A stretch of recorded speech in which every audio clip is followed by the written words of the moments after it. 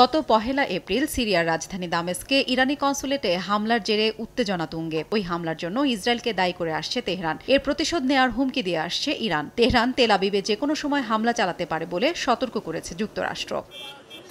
পাল্টাপাল্টি হুমকিতে যখন উত্তপ্ত ইরান ইসরায়েল, তখন সেই আগুনে যেন আরও ঘি ঢালল তেহরান। হরমুজ প্রণালীর কাছ থেকে ইসরায়েল সংশ্লিষ্ট পণ্যবাহী জাহাজ জব্দ করেছে ইরানের রেভলিউশনারি গার্ড কোর IRGC। শনিবার হেলিকপ্টার দিয়ে অভিযান চালিয়ে IRGCর সদস্যরা জাহাজটি জব্দ করেন। জাহাজটিতে ২৫ জন ক্রু আছেন বলে জানা গেছে। সংবাদ মাধ্যম NDTV জানিয়েছে ২৫ জনের মধ্যে ১৭ জন ক্রু ভারতীয়। পর্তুগালের পতাকাবাহী জাহাজটির নাম MSC এরিস। জানা গেছে এই প্রতিষ্ঠানের মালিকানা ইসরায়েলি ধনকুবের ইয়াল ওফার এবং তার পরিবারের। এ অবস্থায় ইসরায়েল হুঁশিয়ারি দিয়ে বলেছে ইরানকে পরিণতি ভোগ করতে হবে। ইসরায়েলের প্রধান সামরিক মুখপাত্র জানিয়েছেন তারা জবাব দেওয়ার জন্য প্রস্তুত। হাফসাতুন নেসা, সময় সংবাদ।